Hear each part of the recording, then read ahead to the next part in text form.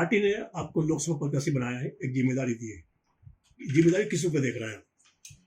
भाई जिम्मेवारी हमको दी है और एक कार्यकर्ता को जिम्मेवारी दी है, और ये कार्यकर्ता मैं हूँ और हमारे हजारों कार्यकर्ता उस जिम्मेवारी का वहन हमारे साथ मिलकर करेंगे। भोपाल लोकसभा में जीतेगी, कांग्रेस जीतेगी। इस बार आम आदमी पार्टी और जैसे कम्युनिस्ट पार्टी जितने जो है आपके लाइन्स हैं वो भी आपके साथ है? हमारे साथ पूरी तरह, हमारे जो इंडिया के अलायंस है पूरी तरह हमारे साथ है इस समय। और साथ में मुद्दे की बात ये है कि एक एक करके आज इसको जेल, इस मंत्री को जेल, कल उस मुख्यमंत्री को जेल, और फिर अरविंद केजरीवाल को जेल में भेजने की पूरी तैयारी अभी डिटेन कर रखा है। ये लोकतंत्र में बड़ा घातक प्रहार है। एक लोकतंत्र का नाम खत्म करना चाहते हैं और ये लोकतंत्र की जगह ये जो व्यवस्था कायम करना चाहते हैं, राजतंत्र की व्यवस्था कायम करना चाहते हैं। ऐसा व्यवस्था हिंदुस्तान में कायम होने वाला नहीं और ये इनकी कोई सफल इनकी नीति होने वाली नहीं। इस बार बीजेपी मुद्दे की बात न करके एक 400 पार एक नारा दिया गया। भाई कोई कुछ भी बोल दे उससे क्या असर होता है? जनता में जो करंट इशू है, हम इस इशू को विधानसभा के चुनाव से जोड़ के नहीं देख सकते। भाई विधानसभा का चुनाव हुआ, 2700 रुपये कुंटल गेहूं हम का मूल्य देंगे, दिया क्या इन्होंने? 450 में सरेंडर देंगे, दिया क्या? भाई 3 महीने पहले जो बोला था अभी तक तो हुआ नहीं। अब आ जाओ आप राष्ट्रीय इशू पर कि ये जो इस समय युवक बी और एमटेक करके, और हमारे जब सर से सीना और मस्तक झुक जाता है जब हम उनको देखते हैं। क्या आज ये सब कुछ कर दिया गया? सब ये मान लिया जाए कि आज आपने अपना काम शुरू कर दिया है, कहीं ना कहीं अब जो प्रक्रिया सामने आ गई, जनता के लिए काम का व्यक्ति मिल गया, मान लिया जाए। जनता का व्यक्ति जनता के बीच में आ गया है, कांग्रेसी कार्यकर्ता जनता के बीच में आ गया है। जनता की आवाज जो उठ रही है उस आवाज को मैं आगे ले जाना चाहता हूं। आपके उम्मीदवार बनने से कार्यकर्ताओं में एक उत्साह है देखा जा रहा है, तो इसको किस रूप में लेते हैं आप? भाई कार्यकर्ताओं में कब उत्साह आता है? जब उम्मीदवार अच्छा होता है। और जब एक कार्यकर्ता उम्मीदवार बना है तो उस कार्यकर्ता और हमारे कार्यकर्ताओं के पीछे आम जनता खड़ी हो गई। एक उत्साह का वातावरण है और ये वातावरण हिंदुस्तान के पार्लियामेंट तक जाएगा। कंपनी का खाना पहुंचा रहे हैं, ये किसकी जिम्मेवारी है? ये सोच शासन की है और जो राज करते हैं उनकी है। उनकी तरफ ये सब देखा नहीं कि बेसिक जो समस्या है, देश की जो बेसिक समस्या है, उस समस्याओं को लेकर के हम चुनाव लड़ने जा रहे हैं। भोपाल में आईटी हब होना चाहिए। हजारों युवक हमारे बाहर नौकरियों पे चले गए हैं और जो यहाँ है बेरोजगारी स्थिति बैठे हुए हैं, तो कोई प्लान नहीं है। बीजेपी ने जिसको प्रत्याशी बनाया है, पहले महापौर थे, पार्षद दे चुके हैं, उसको आपने कितना आप अपने कमेंट्स में मानते हैं कि कितना आपसे मुकाबला होगा? भाई हम बीजेपी के जो प्रत्याशी है जो बनाया है, राजनीतिक रूप से मैं उनकी कोई स्थिति समझता नहीं। भाई राजनीति मुद्दों की नहीं गई, राजनीति मुद्दों की होती है। राजनीति आज बीएचईएल को प्राइवेट करने की कोशिश की जा रही है। कब विरोध किया इसका?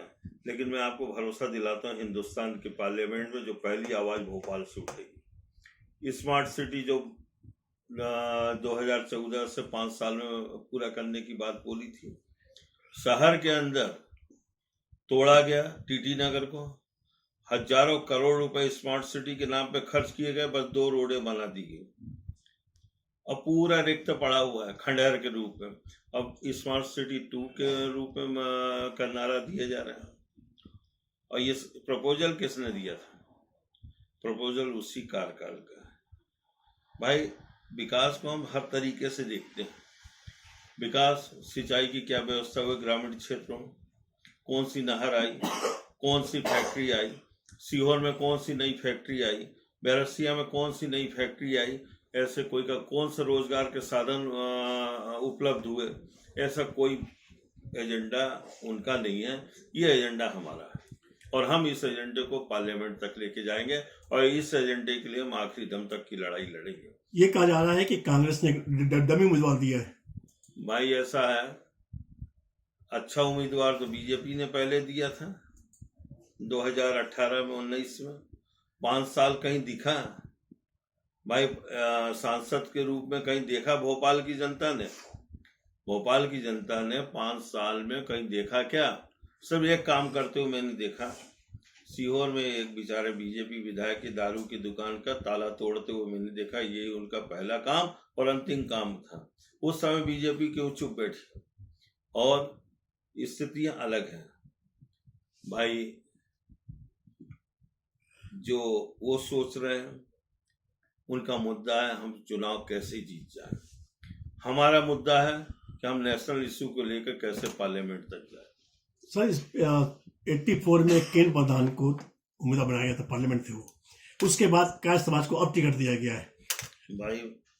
तो ये कब मान लिया जाए कि अब इतिहास फिर से दोहराया जा रहा है? मुझे फख्र है कि मैंने कायस्थ समाज में जन्म लिया और कायस्थ समाज एक संकुचित समाज नहीं है। इस समाज ने हर वर्ग को अपने साथ जोड़ा है, चाहे ब्राह्मण हो, चाहे ठाकुर हो, चाहे एससी हो, चाहे आदिवासी हो, चाहे माइनॉरिटी हो, चाहे सिख हो, चाहे ईसाई हो। इस समाज का सबसे मेल मोहब्बत भाईचारा है। ऐसे समाज को एक समाज के रूप में देखना नहीं, ये क्रांति के रूप में देखा जाएगा और ये क्रांति हिंदुस्तान की पार्लियामेंट तक जाएगी। जनता से क्या अपील करना चाहते हैं आप? मतदाताओं से क्या अपील करेंगे? भाई मेरे मतदाताओं से साफ अपील है, एक तरफ वो है, एक तरफ उनका एजेंडा है और एक तरफ हम हैं।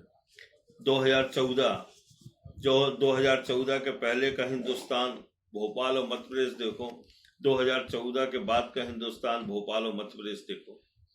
2014 के पहले हमने रेल नहीं बेचा था, हमने एयर इंडिया नहीं बेची थी, हमने। लोकसभा की तैयारी हो चुकी है, सारी पार्टियां अपने उम्मीदवार घोषित कर रही हैं। आम आदमी पार्टी कब तक प्रतीक्षा करेगी या वेट एंड वॉच की स्थिति में? आम आदमी पार्टी ने अपने दिल्ली में, पंजाब में, हरियाणा में जहाँ जहाँ आम आदमी पार्टी लड़ रही है वहाँ वहाँ ऑलरेडी घोषणा कर चुकी है।